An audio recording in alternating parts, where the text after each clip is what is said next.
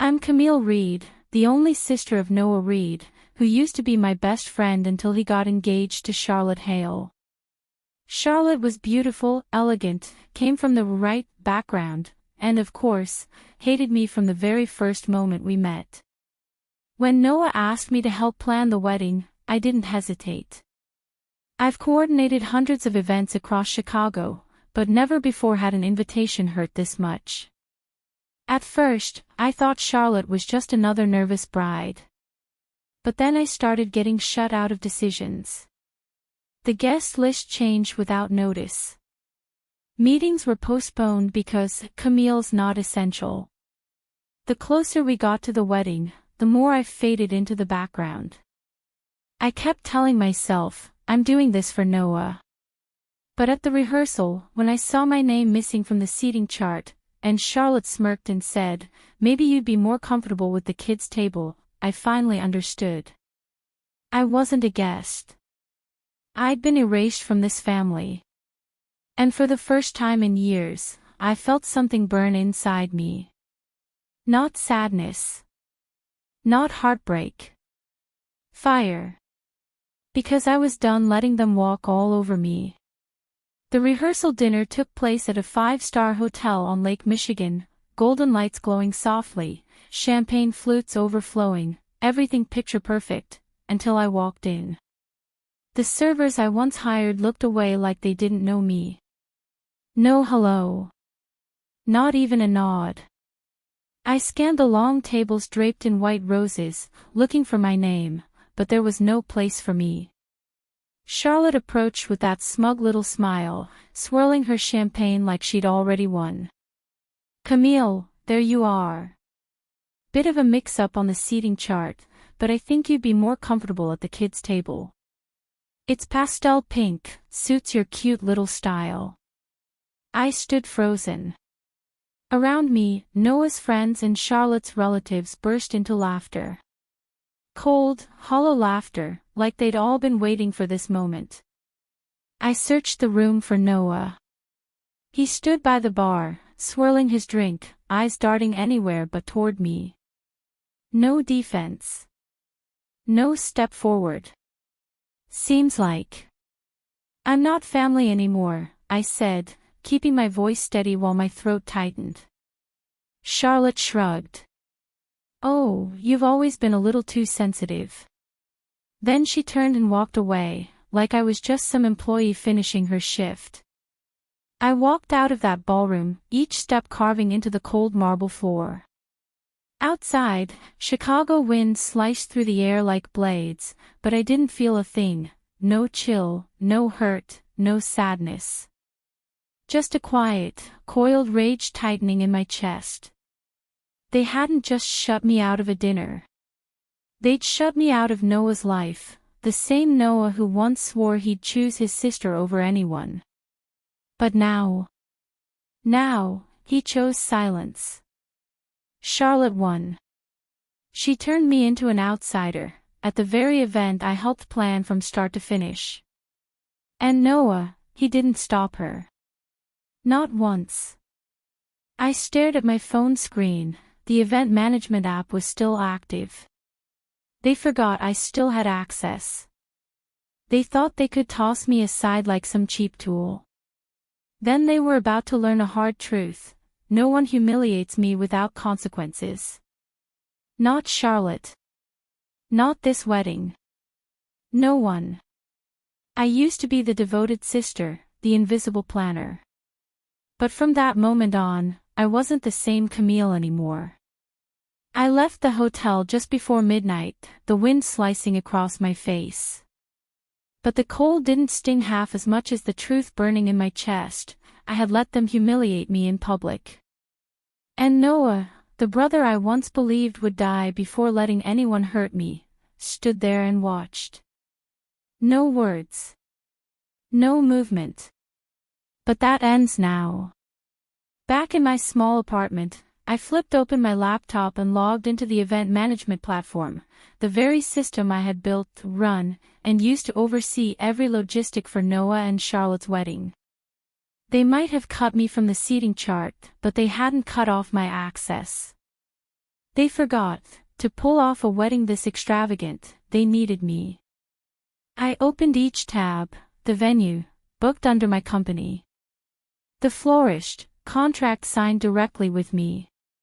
The live jazz band from New Orleans, a personal connection. The catering team, the guest shuttles, even the violinist for their vow exchange, every single piece contracted by me, all still under my control. And over the next 2 weeks, I would start dismantling it all, quietly, thoroughly, without a single warning. I began with the band contract. A simple email went out, schedule change, postponed. I didn't cancel. I simply froze the agreement under a clause Charlotte and Noah never bothered to read. Next came the florist. I marked the order as on hold due to delayed payment, again, entirely within the terms of our agreement.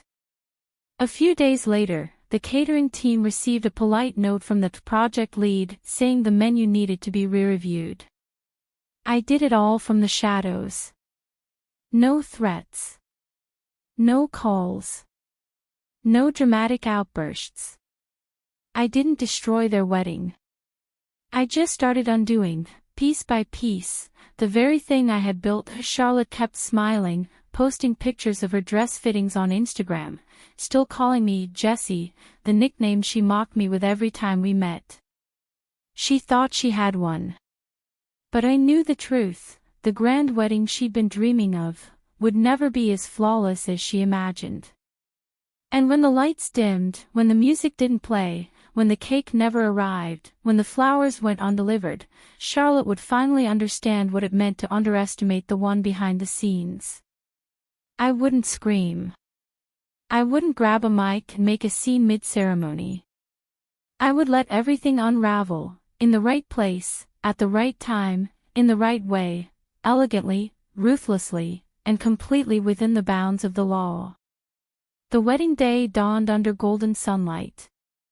Charlotte stepped out of the limousine in her custom Vera Wang gown, glittering like a dream.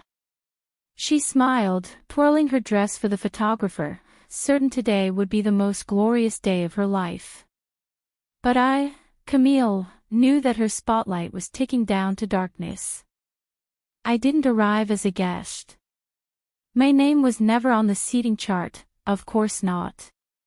But I had been there since 5 a.m., dressed in a crew uniform, wearing a fake badge and a cap pulled low over my face. No one recognized me. Everyone was too busy chasing the timeline, a timeline I had subtly altered behind the scenes. The first sign came from the band.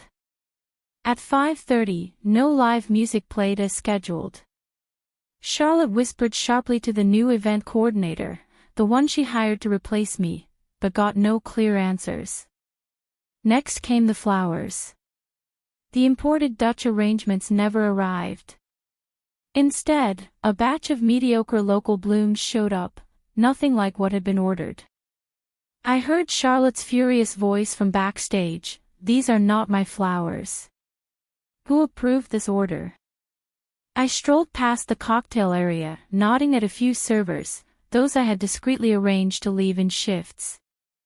By 6 p.m., more than half the catering team had vanished, leaving a few flustered staff trying to serve warm champagne and limp canapés. Guests started murmuring. Ethan, Noah's best friend, looked around, frowning. Charlotte tried to keep smiling, but her throat was already dry. Then came the peak of chaos. The 3-tiered wedding cake was delivered, to the wrong venue. I watched everything from a shadowed corner near the DJ booth. The sound technician darted around, searching for someone in charge. No one knew who was running the show. Everyone scrambled in confusion, chaos of their own making, for cutting out the one person who had the power to keep it all together. Charlotte snapped. She grabbed the microphone in the middle of the reception hall and screamed into the air, "I want to know who's responsible for this mess." I took out my earpiece and let out a long breath. There was nothing more to say. No need to shout. I had simply let them destroy the dream they thought they could pull off without me. Tonight's story wouldn't be the wedding of the century. It would become a legend, a tale of arrogance and the brutal downfall of those foolish enough to underestimate the quiet one who held everything together. 2 days later, as the fallout from the disaster wedding still buzzed across group chats and social media threads, I got a call from my mother. She didn't ask how I was. She didn't scold me. Just one sentence, cold and clipped. "You should come see Charlotte and Noah. They're here." I knew it was coming. The final reckoning. When I stepped into my mother's living room, the air felt frozen. Charlotte sat rigidly on the armchair, hands clasped tightly in her lap, trying to keep her fury in check. Noah was next to her, his eyes dimmed, missing the light I once knew. My mother stood by the window, silent. No one spoke. So I broke the silence. "I assume you both know why I'm here." Charlotte slammed a stack of papers onto the coffee table, printouts of emails, vendor contracts, revised schedules. "You think you're so clever, Camille," she hissed. "You sabotaged my wedding. You wanted to humiliate me." I stayed calm. "I didn't sabotage anything. I just took back what I built for you." Noah slammed his palm on the table and stood. "What the hell did you do, Camille? You used to be the person I trusted most. How could you?" "Trusted?" I cut in, my voice rising for the first time. "Is that what you call it? Trust, when you let someone erase me from everything without saying a word? Trust, when you stood there and laughed as they shoved me to the kids' table like a joke?" Charlotte scoffed, that smug grin returning. "You're just jealous. You couldn't stand that he chose me." I looked her dead in the eyes. "You're wrong. I could handle that. What I couldn't stand was being humiliated. And I'm not the only one who sees you for who you really are." I placed a USB drive on the table, the one containing every recording I had taken throughout the planning process. The ones where Charlotte called staff trash, mocked Noah as so clueless but rich, and more. Rich, and declared, "Camille is just a servant in a blazer." Every word, every single one, was recorded and backed up. Noah's face went pale. My mother exhaled sharply, like something she'd refused to believe had finally become undeniable. Charlotte shot to her feet, grabbing her purse. "I don't have to sit here and listen to this made-up garbage." "You don't," I replied calmly. "Just remember, next time you try to climb by stepping on someone, make sure they're not the foundation holding up the whole damn building." She stormed out, her heels striking the floor like the final nails in the coffin of her grand fairy tale. And Noah, he didn't say a word. He just lowered his head. And for the first time, I saw it in his eyes, regret. I walked out of that old house like shedding a worn-out skin, lighter, but also emptier. No one called my name behind me. No one chased after me with apologies or tried to wrap me in some last-minute redemption hug. But I didn't need that anymore. The next morning, I returned to my office, the place where I truly belonged. My team stood and clapped when I walked in. Not because I wrecked a wedding, but because I had the guts to protect my dignity. An email was already waiting on my screen from a new client. "We heard you handled an incredibly complex situation. Would you be willing to lead our upcoming event?" I smiled. No longer the invisible sister. No longer the shadow in someone else's spotlight. I am Camille Darden, the woman behind the curtain, but also the one who knows exactly when it's time to step out front. I don't need their approval anymore.